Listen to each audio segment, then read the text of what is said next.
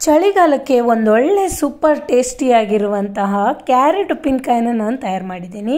So ಇದರ ರೆಸಿಪಿನ ನಿಮ್ಮ ಜೊತೆ ಶೇರ್ ಮಾಡ್ಕೊಳ್ತಾ ಇದ್ದೀನಿ. ರೆಸಿಪಿ ಹೇಗಿದೆ ಅಂತ ನೋಡೋಣ ವೀಕ್ಷಕರೇ.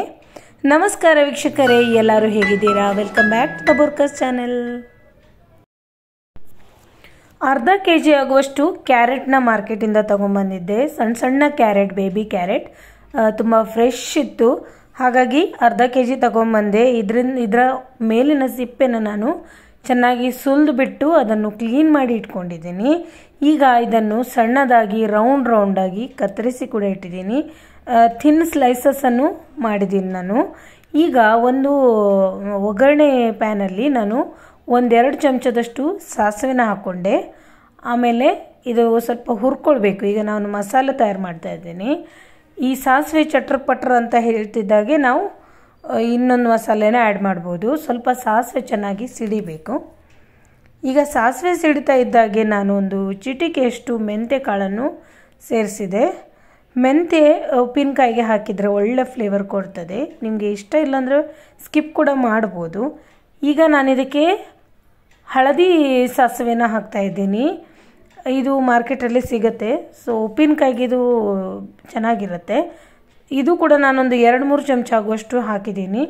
ಈಗ 1-1.5 ಚಮಚ ಆಗುವಷ್ಟು ನಾನು ಜೀರಿಗೆನ ಆ್ಯಡ್ ಮಾಡಿದ್ದೀನಿ. ಇದು ಕೂಡ ಚೆನ್ನಾಗಿ ಹುರ್ಕೊಳ್ತಾ ಇದ್ದೀನಿ. ಎಲ್ಲನೂ ಒಟ್ಟಿಗೆ ಹುರ್ಕೊಳ್ತಾ ಇದ್ದೀನಿ. ಈಗ 1 ಚಮಚ 1-1.5 ಚಮಚ ಆಗುವಷ್ಟು ನಾನು ಸೋಂಪು ಹಾಕಿದ್ದೀನಿ. ಸೋಂಪು ಕೂಡ ನೀವು ಬೇಕಂದರೆ ಹಾಕ್ಬೋದು, ಬೇಡಂದರೆ ಸ್ಕಿಪ್ ಮಾಡ್ಬೋದು. ಒಳ್ಳೆ ಫ್ಲೇವರ್, ಅದರ ಘಮ ಒಂಥರ ಡಿಫ್ರೆಂಟಾಗಿ ಬರುತ್ತೆ ಅಂತ ನಾನು ಆ್ಯಡ್ ಮಾಡ್ತಾಯಿದ್ದೀನಿ. ಸೊ ಇದನ್ನೀಗ ನಾವು ಮಿಕ್ಸಿಯಲ್ಲಿ ಚೆನ್ನಾಗಿ ಪೌಡ್ರ್ ಮಾಡ್ಕೊಳ್ಳೋಣ. ಈಗ ನೋಡಿ ವೀಕ್ಷಕರೇ, ಪೌಡರ್ ರೆಡಿ ಆಯಿತು. ನಾನೀಗ ಅದೇ ಒಗ್ಗರಣೆ ಪ್ಯಾನಲ್ಲಿ ಸುಮಾರು ಒಂದು 7-8 ಸ್ಪೂನ್ ಆಗುವಷ್ಟು ಎಣ್ಣೆನ ಹಾಕ್ಕೊಳ್ತಾ ಇದ್ದೀನಿ.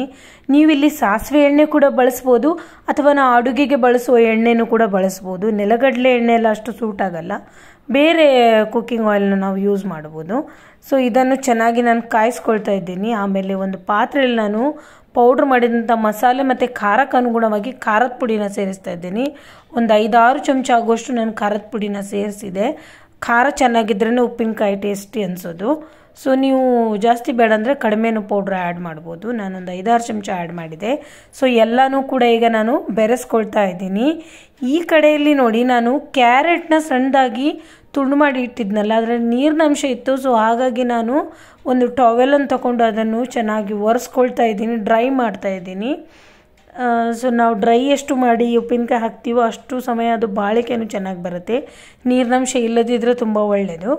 ಸೊ ಈಗ ನಾನು ಮಿಕ್ಸ್ ಮಾಡಿಟ್ಟಂಥ ಮಸಾಲೆಗೆ 1 ಲಿಂಬೆ ಆಗುವಷ್ಟು ರಸನ ನಾನು ಆ್ಯಡ್ ಮಾಡಿದ್ದೀನಿ, 1 ಲಿಂಬೆ ರಸವನ್ನು.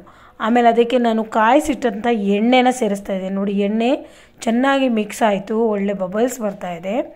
ಆಮೇಲೆ ಇದಕ್ಕೆ ನಾನು ಚಿಟಿಕೆಯಷ್ಟು ಇಂಗನ್ನು ಸೇರಿಸಿದೆ. ನೀವು ಉಪ್ಪಿನಕಾಯಿಗೆ ಇಂಗು ಸೇರಿಸಿ ಮಾಡಿದರೆ ಅದರ ಫ್ಲೇವರ್ ಡಿಫ್ರೆಂಟಾಗಿ ಚೆನ್ನಾಗಿ ಬರುತ್ತೆ. ಈಗ ನಾನು ಕಟ್ ಮಾಡಿ ಒರೆಸಿ ಇಟ್ಟಂತಹ ಕ್ಯಾರೆಟ್ ತುಂಡುಗಳನ್ನು ಇದಕ್ಕೆ ಆ್ಯಡ್ ಮಾಡ್ತಾ ಇದ್ದೀನಿ. ಸ್ವಲ್ಪ ಆ್ಯಡ್ ಮಾಡಿದೆ, ಇನ್ನು ಮೇಲಿಂದ ಇನ್ನು ಸ್ವಲ್ಪ ಆ್ಯಡ್ ಮಾಡಿದೆ. ಈಗ ಎಲ್ಲನೂ ಕೂಡ ನಾನು ಬೆರೆಸ್ಕೊಳ್ತಾ ಇದ್ದೀನಿ. ಚೆನ್ನಾಗಿ ಇದು ಮಸಾಲೆ ಒಟ್ಟಿಗೆ ಬೆರೆಸ್ಕೊಳ್ಳೋಣ. ಈಗ ಇದಕ್ಕೆ ನಾನೊಂದು 7-8 ಸ್ಪೂನ್ ಆಗುವಷ್ಟು ಕಲ್ಲುಪ್ಪನ್ನು ಸೇರಿಸ್ತಾ ಇದ್ದೀನಿ. ಉಪ್ಪು ಕಡಿಮೆ ಅನಿಸಿದರೆ ಇನ್ನೂ ಆ್ಯಡ್ ಮಾಡ್ಬೋದು. ನಾವು ಉಪ್ಪಿನಕಾಯಿಗೆ ಉಪ್ಪು ಹಾಕಿ ಇಟ್ಟರೆ ಅದನ್ನು ನೀರು ಬಿಟ್ಕೊಂಡು ಆ ಮಸಾಲೆ ಒಟ್ಟಿಗೆ ಬೆರೆತ್ಕೊಂಡು ನಮ್ಮ ಕ್ಯಾರೆಟ್ ಕೂಡ ಅದರೊಟ್ಟಿಗೆ ಫರ್ಮೆಂಟ್ ಆಗಿ ಸಾಫ್ಟಾಗಿ ಬರೋದು. ಸೊ ನಾನಿದನ್ನೊಂದು 2 ಗಂಟೆಗಳ ಕಾಲ ಹಾಗೆ ಬಿಟ್ಟಿದ್ದೆ. ಹಾಗಾಗಿ ನೋಡಿ, ಅದು ಉಪ್ಪು ನೀರಾಗೋಯ್ತು. ಆಮೇಲೆ ಮಸಾಲೆ ಒಟ್ಟಿಗೆ ಬೆರೆತು ಬಿಟ್ಟು ಒಳ್ಳೆ ಘಮ ಅಂತ ಪರಿಮಳ ಬರ್ತಾಯಿತ್ತು. ಆಮೇಲೆ ಕ್ಯಾರೆಟ್ ಕೂಡ ಸ್ವಲ್ಪ ಸಾಫ್ಟ್ ಆಗ್ತಾ ಬರುತ್ತೆ. ಸಾಫ್ಟ್ ಅನ್ನಿಸ್ತಾ ಇತ್ತು ನನಗೆ, ಯಾಕಂದರೆ ನಾನು ಬಿಸಿ ಎಣ್ಣೆ ಜೊತೆ ಅದನ್ನು ಬೆರೆಸಿದ್ರಿಂದಾಗಿ ಕ್ಯಾರೆಟ್ ಕೂಡ ನನಗೆ ಸಾಫ್ಟ್ ಅನ್ನಿಸ್ತಾ ಇತ್ತು. ಈಗ ನಾನು ತಯಾರು ಮಾಡಿದ ಈ ಉಪ್ಪಿನಕಾಯನ್ನು ನಾನೊಂದು ಜಾರಲ್ಲಿ ಹಾಕಿ ಇಡ್ತಾ ಇದ್ದೀನಿ. ಇದನ್ನು ನೀವು ಹೀಗೆ ಇಟ್ಟು ಫರ್ಮೆಂಟ್ ಮಾಡಿ ಇಟ್ಟು ಕೂಡ ತಿನ್ಬೋದು. ಇಲ್ಲಾಂದರೆ ಸನ್ಲೈಟಿಗೆ ಸ್ವಲ್ಪ ಹೊತ್ತು ಬಿಟ್ಟು ಆಮೇಲೆ ಒಂದು 3-4 ದಿನ ಬಿಟ್ಟು ಆಮೇಲೂ ತಿನ್ಬೋದು. ಇದು ಈ ತಕ್ಷಣಕ್ಕೆ ತಿನ್ನೋಕ್ಕೂ ಕೂಡ ಟೇಸ್ಟಿ ಅನ್ನಿಸ್ತಾ ಇತ್ತು. ತುಂಬಾ ಟೇಸ್ಟಿಯಾಗಿ ಬಂದಿದೆ. ನೋಡ್ತಾ ಇದ್ದರೆ ಹಾಗೆ ಬಾಯಲ್ಲಿ ನೀರು ಉರುತ್ತಾ ಇದೆ. ಸೊ ವೀಕ್ಷಕರೇ, ಈ ಸೀಸನಲ್ಲಿ ಕ್ಯಾರೆಟ್ ತುಂಬ ಕಡಿಮೆಗೆ ಸಿಗುತ್ತೆ, ಆಮೇಲೆ ಫ್ರೆಶ್ ಆಗೂ ಸಿಗುತ್ತೆ. ಸೊ ನೀವೆಲ್ಲರೂ ಕೂಡ ಇದನ್ನೊಮ್ಮೆ ಟ್ರೈ ಮಾಡಿ ನೋಡಿ, ತುಂಬ ಚೆನ್ನಾಗಿರುತ್ತೆ. ಮನೆಯಲ್ಲೇ ತಯಾರು ಮಾಡಿಕೊಂಡು ತಿನ್ಬೋದು. ಸೊ ನಮ್ಮ ರೆಸಿಪಿ ನಿಮಗೆ ಇಷ್ಟ ಆಯಿತು ಅಂತಂದರೆ ಲೈಕ್ ಶೇರ್ ಕಮೆಂಟ್ ಮಾಡಿ ಹಾಗೂ ಚಾನೆಲ್ನ ಸಬ್ಸ್ಕ್ರೈಬ್ ಮಾಡೋದನ್ನು ಮರಿಬೇಡಿ. Thank you for watching.